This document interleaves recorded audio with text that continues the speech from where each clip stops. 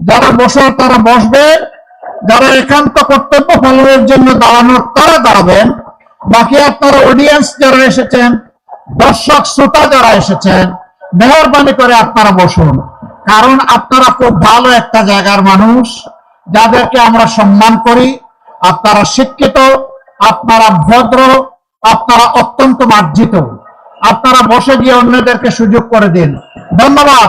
বেশিরভাগ বসে পড়েছেন, কিছু ভাই জায়গা পাচ্ছেন না, তাদেরকে আস্তে করে জুড়ছে টান দিয়ে বসাই দেন। আপনারা বসাই দেন, ওনাদেরকে বসাই দেন, সাহায্য করেন, মুসলিমকে সাহায্য করেন।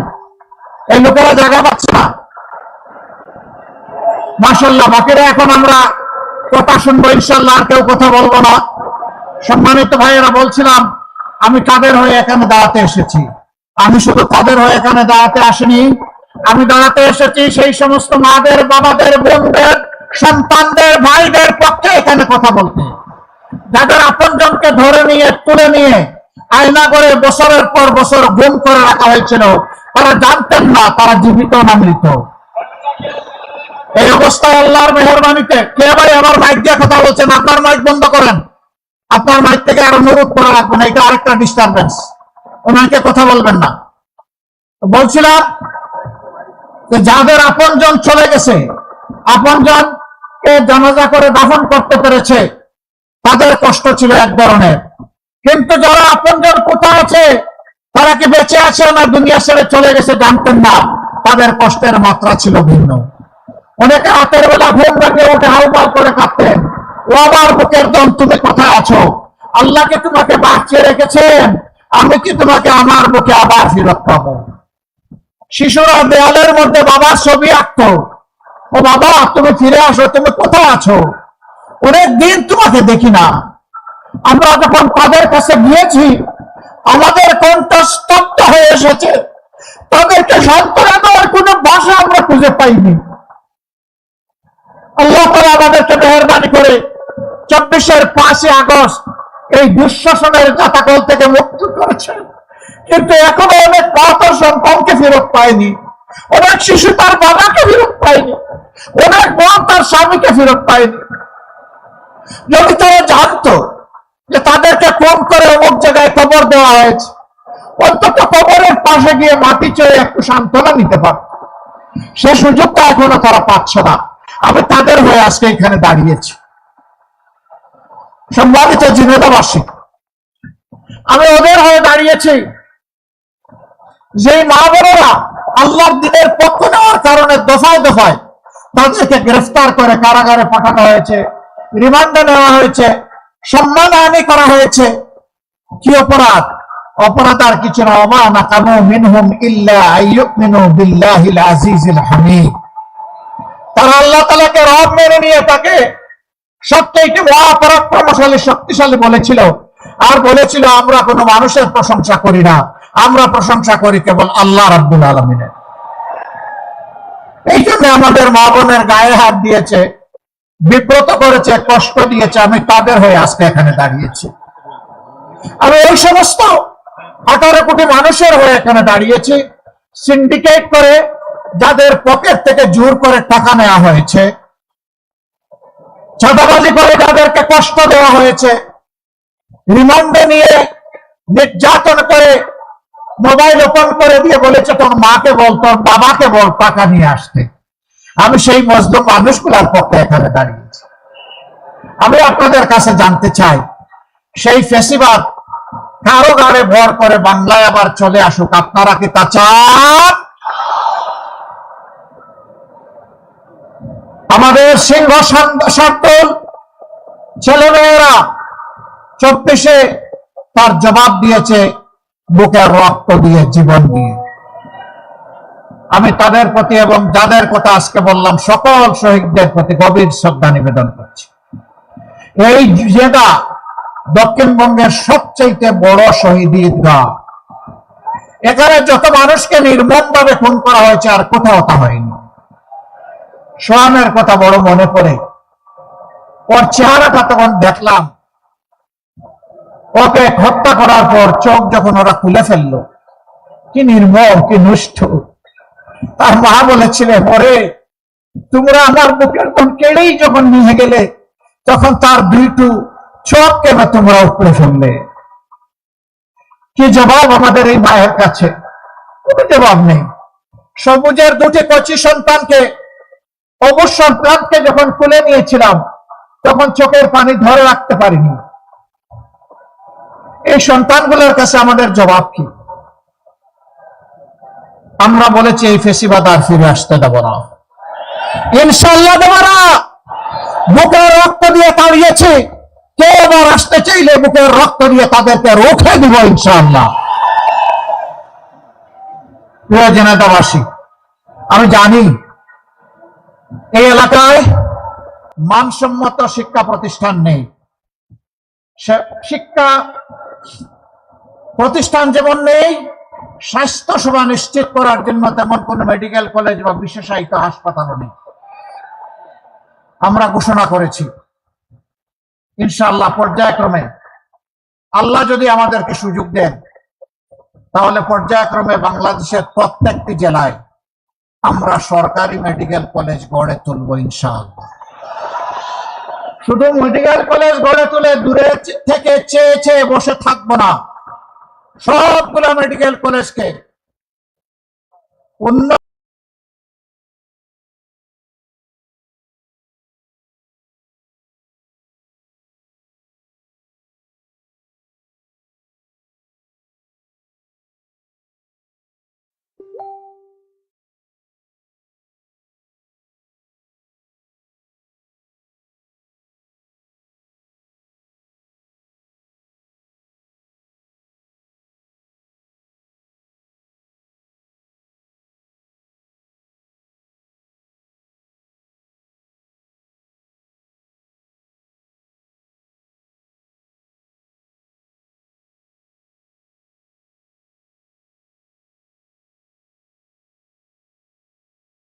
প্রযুক্তি সমৃদ্ধ করে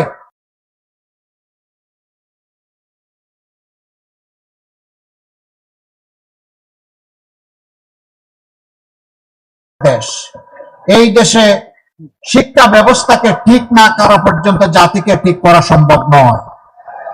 একটি বেটার এডুকেশন ছাড়া একটা বেটার নেশন আমরা করতে পারবো না।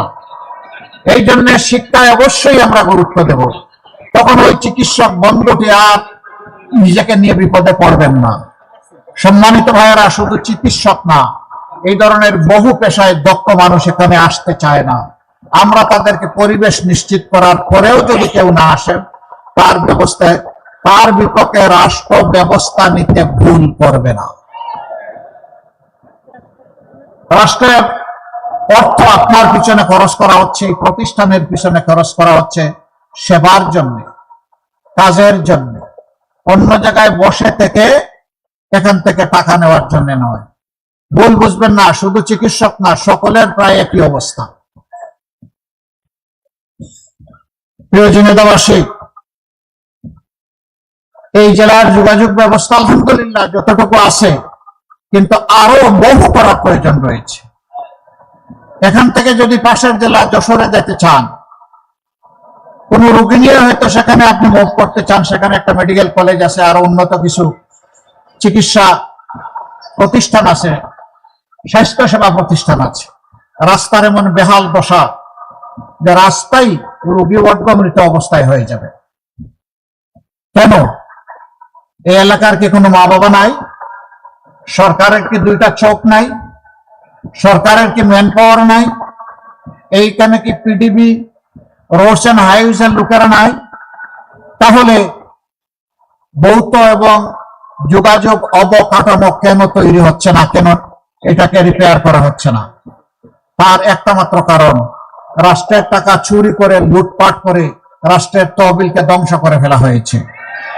আমরা আপনাদেরকে কথা দিচ্ছি, আল্লাহ যদি আপনাদের বুটের সমর্থনে আমাদেরকে সেই জায়গায় পৌঁছান, যারা আমাদের টাকা চুরি করেছে, জনগণের টাকা চুরি করেছে, ওদের পেটের ভিতরে হাত ঢুকাইয়া সেখান থেকে বের করা হবে ইনশাআল্লাহ। এটা দেশে হোক বিদেশে হোক, এটা মদ হজমে হবে, এটা হজম করতে পারবে না ইনশাআল্লাহ। এটাকে ফেরত এনে রাষ্ট্রীয় কোষাগারে জমা দিয়ে দেশের এবং জনগণের খেদমতে এটাকে ইনশাআল্লাহ ব্যয় করা হবে। যদি চুরি বন্ধ করা যায়, চুরি হওয়া টাকা যদি ফিরিয়ে আনা যায়, আমরা গভীরভাবে আশাবাদী মাত্র 5টা বছর লাগবে, বাংলাদেশের চেহারা পাল্টে যাবে ইনশাআল্লাহ। যারা যুবক বন্ধুরা আছো, তোমাদেরকে বলতে চাই, তোমাদেরকে আমরা কোনো বেকার ভাতা টাতা দেব না। বেকার ভাতা দিয়ে তোমাদেরকে আমরা অপমানিত করতে চাই না। আমাদের যুবকেরা কারো কাছে বেকার ভাতা চায় না। আমাদের যুবকেরা তাদের দক্ষতার যোগ্যতার স্বীকৃতি চায়, তারা হাতে হাতে কাজ চায়। আমরা কথা দিচ্ছি তোমাদের প্রত্যেকের হাতে মর্যাদার কাজ তুলে দেব ইনশাআল্লাহ। মা বোনদের কথা দিচ্ছি, 24শে আপনারা জীবন বাজি রেখে ঢাকা সহ সারা বাংলাদেশে আপনাদের সন্তানদের সাথে রাস্তায় এসে লড়াই করেছেন। আমরা আপনাদের কাছে কৃতজ্ঞ। এমন বাংলাদেশ আমরা আপনাদের জন্য গড়ে তুলতে চাই। আপনাদের গৃহে, যাতায়াত অবস্থায়, চলাচলে এবং কর্মস্থলে 3 জায়গায় ইনশাআল্লাহ আমরা আপনাদের জন্য শতভাগ নিরাপত্তা এবং মর্যাদা নিশ্চিত করব। কোন জালিম আপনাদের দিকে চোখ তুলে তাকানোর সাহস করবে না। আর যদি কেউ করে, রাষ্ট্র তার চোখ কুপড়ে ফেলবে। আল্লাহ রাসূল বলেছিলেন, আল্লাহর দেওয়া হেদায়েতের ভিত্তিতে ও বিশ্ববাসী, আজকে তোমাদেরকে এমন একটি শাসন সমাজ ব্যবস্থা উপহার দিয়ে যাচ্ছে। সেনাত ইয়েমেনের সেনা থেকে 72,000 মাইল পর্যন্ত এই দীর্ঘ রাস্তা একজন তরুণী তম্বিক যুবতী একাকী রাস্তা অতিক্রম করবে, আল্লাহ ছাড়া আর কাউকে ভয় করবে না। আমরা সেই দেশটি দেখতে চাই, তার জন্যই আমরা লড়ে যাচ্ছি। মা বোনরা আমাদের ইজ্জতের আবেগের ঠিকানা। আমরা প্রত্যেকে মা বোনদের গর্ভ থেকেই দুনিয়া এসেছি। 285 দিন গর্ভে থেকে তাদেরকে কষ্ট দিয়েছি, দুনিয়া এসেও কষ্ট দিয়েছি, বুকের দুধ চুষে চুষে খেয়েছি, আর সেই বুকের উপরে পেশাব পায়খানা বমি করেছি। মা শীতে কিংবা গ্রীষ্মে কখনো তার আদরের দুলাল দুলালিকে বিরক্ত হয়ে ছুঁড়ে মারেন নাই, বরঞ্চ উল্টা চুমো দিয়েছেন। সেই মায়ের ঋণ পরিশোধ করার কোনো শক্তি আমাদের নেই। আমাদের ওই মায়েদের ইজ্জত দিয়ে যারা টানাটানি করবে, তাদের দিকে যারা অসুরের চোখ দিয়ে তাকাবে, তাদের দিকে যারা হাত বাড়াবে, সেই সবগুলো হাতকে অবশ করে দেওয়া হবে ইনশাআল্লাহ। আমরা যদি মায়ের সন্তান হয়ে থাকি, তাহলে মায়েদের পাশে এভাবেই আমাদেরকে দাঁড়াতে হবে। যেই জাতি তার মাদেরকে ইজ্জত দিতে জানে, রব্বুল ইজ্জত সেই জাতির ইজ্জতকে বাড়িয়ে দেন। আর যেই জাতি, যেই দল, যেই গোষ্ঠী মায়েদেরকে ইজ্জত দিতে জানে না, আল্লাহ তাদেরকে অপদস্থ করেন, বেইজ্জত করেন। আমরা এই ধরনের অপতৎপরতায় লিপ্ত যারা, তাদেরকে বলি তোমাদের মাকে সম্মান করতে শিখো, তাহলে সমাজের মাদেরকে তোমরা সম্মান করতে পারবা। তোমরা যদি সমাজের মাদেরকে সম্মান না করো, আমরা ধরে নিব তোমরা তোমাদের মাকেও সম্মান করো না। প্রিয় জনতাবাসী, আমরা যুদ্ধ ঘোষণা করেছি দুর্নীতির বিরুদ্ধে। আমরা 11টি দল এক হয়েছি দুর্নীতিকে লাল কার্ড দেখানোর জন্য। দুর্নীতি তোমাকে লাল কার্ড। জিনেদার মানুষ শিক্ষিত ভালো, এখানে কিন্তু চাঁদা চাঁদা কেউ নেয় না। এটাও নেয়, আগের চেয়ে কম রেটে নেয়। হ্যাঁ, বিভিন্ন জায়গায় জিজ্ঞেস করেছি, কয়েছে রেট বাড়ায় দিস। লজ্জা করে না? মানুষ খেটে কুটে রুজি করতে চায়, আর তোমরা গিয়ে সেই মানুষের উপর চাঁদা চাও। যদি তোমাদের পেটে ক্ষুধা থাকে, তোমাদের জন্য 2টা সমাধান। একটা হলো ছেড়ে দাও, আল্লাহ আমাদেরকে যে রিজেক্ট দিয়েছেন তার থেকে তোমাদেরকে আমরা ন্যায্য অংশ দিয়ে দেব, মিলেমিশে হালাল রুজি খাবো। এটা যদি পছন্দ না হয়, রাস্তার পাশে গিয়ে ভিক্ষা করো, কিন্তু কারো কাছে চাঁদা চাইও না। ভিক্ষা করা হারাম নয়, চাঁদা চাওয়া হারাম। হারাম ছেড়ে দাও।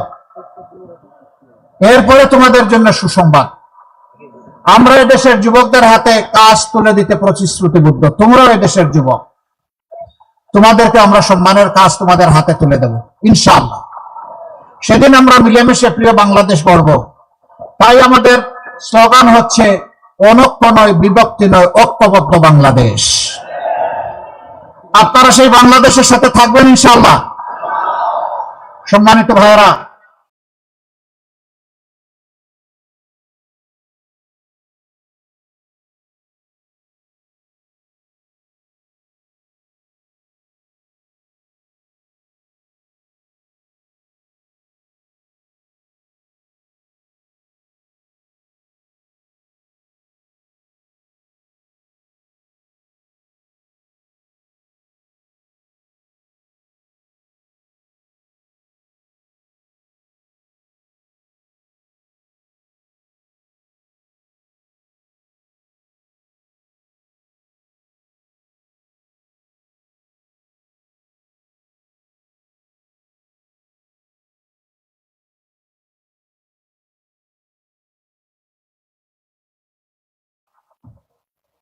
এইভাবে সমাজের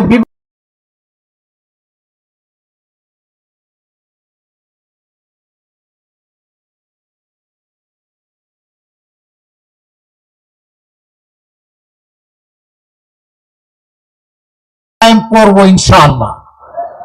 এই পথে গরম বাতে বিলাই বেজার, তুমি যদি বেজার হও, মন খারাপ করো, বিড়াল, তোমার জন্য আমার করার কিছু নেই। আমরা এগিয়ে যাব ইনশাআল্লাহ মুক্তির মঞ্জিলের দিকে। যতক্ষণ পর্যন্ত এই জাতির মুক্তি না হবে, আমাদের লড়াই অব্যাহত থাকবে। সম্মানিত ভাইয়েরা, সম্মানিত যুবকেরা, যুবতীরা, মায়েরা, বোনেরা, 24-এ যেমন লড়াই করেছেন, একটা বিপ্লব করেছেন, 26-এ আরেকটা বিপ্লব করতে হবে। 24-এ বুলেটের সামনে দাঁড়িয়ে বিপ্লব করেছেন, বিজয় ছিনিয়ে এনেছেন। এই 12 তারিখ ব্যালটের মাধ্যমে সেই বিজয় ছিনিয়ে আনতে হবে। আমরা কোন দলের বিজয় চাই না, আমরা 18 কোটি মানুষের বিজয় চাই। আমরা 18 কোটি মানুষের মুক্তি চাই। আমরা 18 কোটি মানুষের জীবনে পরিবর্তন চাই। আমরা শান্তিতে নিরাপদে বাঁচতে চাই। আমরা আমাদের যুবকদের নিয়ে সামনে ঝাঁপ দিতে চাই। এই দেশকে নিয়ে আমরা এগিয়ে যেতে চাই। বিশ্বের দরবারে মাথা উঁচু করে দাঁড়াতে চাই। তার জন্য 11 দলের আজকের এই প্রয়াস। আমরা কথা দিয়েছি, ক্ষমতায় বসে আমরা সম্পদ বাড়াবো না, বাড়াতে দেব না। আমরা সম্পদ বাড়াবো জনগণের, নেতাদের নয়। একজন নেতা হয়, 5 বছরে তার সম্পদ হয়ে যায় 500 গুণ। গরিব মানুষ খেতে পারে না, হাড় ভাঙ্গা পরিশ্রম করে কাঁপে, তাদের পয়সাগুলো চুরি করে ওরা 500 গুণ সম্পদ বৃদ্ধি করে। প্রত্যেক বছর জনপ্রতিনিধিরা বাধ্য থাকবেন তাদের এবং তাদের পরিবারের সদস্যদের সম্পদের হিসাব দিতে। কড়ায় গন্ডায় আপনারা সেই হিসাব আদায় করে নেবেন, ছাড় দিবেন না। আপনার আগে এমন ছিল, এখন এটা হলো কেন? যদি যখন সেই রকম স্বাভাবিক কিছু। আর যদি দেখেন জায়গা আছে, এদের জন্য বুক পড়া দোয়া করবেন। নদীগুলো মরে গেছে, আপনারা পদ্মার ছোঁয়া পেয়েছেন। নদী মরা মানে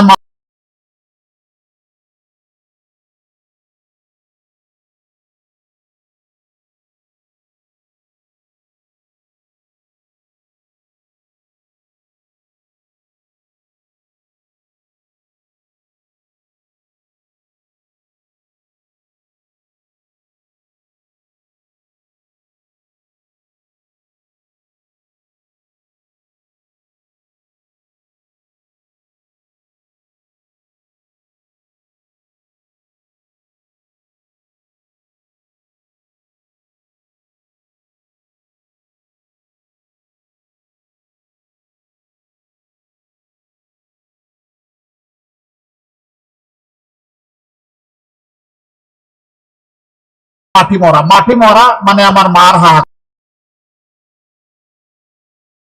আচরণ করব না। যে বেলা যে ব্যাপারে যতটা পিছনে এবং বঞ্চিত, উন্নয়ন প্রথম চলে যাবে ওই ক্ষেত্রে তাদের ঘরে। এটা দেখা হবে না প্রধানমন্ত্রীর বাড়ি কোথায়, প্রেসিডেন্ট মহোদয়ের বাড়ি কোথায়, মন্ত্রী মহোদয়ের বাড়ি কোথায়। এটা দেখা হবে আমাদের বাংলাদেশের ঠিকানাগুলা ঠিক আছে কিনা, আর বঞ্চিত জনপদ তার পাওনা পেয়েছে কিনা। ইনশাআল্লাহ রেল লাইন সহ সবই হবে। শুধু একটা সদিচ্ছার, রাজনৈতিক সদিচ্ছার প্রয়োজন, আর একটা সৎ সরকারের প্রয়োজন। অসৎ সরকার দিয়ে এটা হবে না, চাঁদাবাজ দিয়ে এটা হবে না, দুর্নীতিবাজ দিয়ে এটা হবে।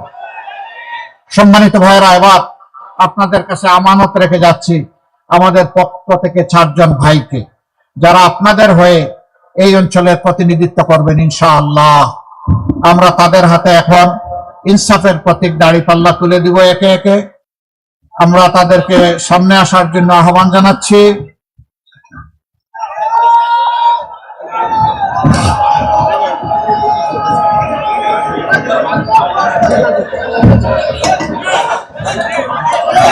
ধরবেন, যখন বলবো ওইটাকে শক্ত করে ধরবেন, এই আস্তে করে ধরবেন। ঝিনাইদহ 1 আসন, এই আসনে 11 দলের পক্ষ থেকে আমরা ঐক্যবদ্ধ হয়ে মনোনীত করেছি আমাদের ভাই জনাব মোহাম্মদ মতিউর রহমান। ওনার হাতে আমরা আজকে ইনসাফের প্রতীক দাঁড়িপাল্লা তুলে দিলাম। ইনসাফ জিন্দাবাদ, ইনকিলাব জিন্দাবাদ। এরপরে ঝিনাইদহ 2 আসন, সম্মানিত জেলা আমির বিশিষ্ট শিক্ষাবিদ অধ্যাপক জনাব আলী আজম মোহাম্মদ আবু বকর। নামটা যেমন লম্বা, কাজটাও তেমন টেকসই। ইনশাআল্লাহ তাআলা আজিম ঝিনাইদহবাসীর কণ্ঠ হয়ে আগামীতে তিনি জাতীয় সংসদে আপনাদের প্রতিনিধিত্ব করবেন ইনশাআল্লাহ। আপনারা দাঁড়িপাল্লার পক্ষে আছেন? মার্কা আছে? কোন মার্কা? আরো জোরে গগন কাঁপিয়ে সর্বত্র, ঝিনাইদহ থেকে সারা বাংলায় ইনশাআল্লাহ। এরপরে ঝিনাইদহ 3 আসন, অধ্যাপক মতিউর রহমান, তার হাতে আমরা ইনসাফের প্রতীক দাঁড়িপাল্লা তুলে দিচ্ছি। তিনি একজন বিশিষ্ট শিক্ষাবিদ, মজলুম শিক্ষাবিদ। জালেম সরকার তার ছাত্র ছাত্রীদেরকে তিনি যে শিক্ষা দিবেন সেইটা থেকে তাকে বঞ্চিত করে রেখেছিল। আমরা তার হাতে বেইনসাফির বিরুদ্ধে ইনসাফের প্রতীক দাঁড়িপাল্লা তুলে দিলাম। প্রতীক আছে? কোন সে প্রতীক? 12 তারিখ ইনশাআল্লাহ। 4 নম্বর আসন, মৌলানা আবু তালিব, তার হাতে আমরা তুলে দিচ্ছি ইনসাফের প্রতীক দাঁড়িপাল্লা ইনশাআল্লাহ। ঝিনাইদহ 4। আচ্ছা, এই মানুষগুলাকে দেখতে কি মায়া লাগে? ভালো মানুষ মনে হয়, দেশপ্রেমিক মনে হয়? তাদের পাশে থাকবেন, হাতকে শক্তিশালী করবেন ইনশাআল্লাহ। দাঁড়িপাল্লার বিজয় ছিনিয়ে আপনারা 12 তারিখ বাসায় ফিরবেন এবং শান্তির ঘুম দিবেন, তাই না? না, বাসায় ফেরার পরে ভালো করে উযু করবেন, 2 রাকাত সালাতের জন্য নিয়ত করবেন, 4টা সেজদা দিবেন, বুক ভরা আবেগ আর চোখ ভরা পানি নিয়ে আল্লাহ তাআলাকে বলবেন, হে আল্লাহ, এই বিজয়ের জন্য তোমার দরবারে অসংখ্য শুকরিয়া। আর এই বিজয় অর্জন করতে গিয়ে ভুল ত্রুটি যা হয়েছে, আল্লাহ তুমি আমাদেরকে ক্ষমা করে দাও। আল্লাহ তুমিই কেবল পবিত্র, আমরা পবিত্র নই। আমাদেরকে ক্ষমা করে দিয়ে, মাফ করে দিয়ে তুমি তোমার কুলে আমাদেরকে তুলে নাও। সম্মানিত ঝিনাইদহবাসী,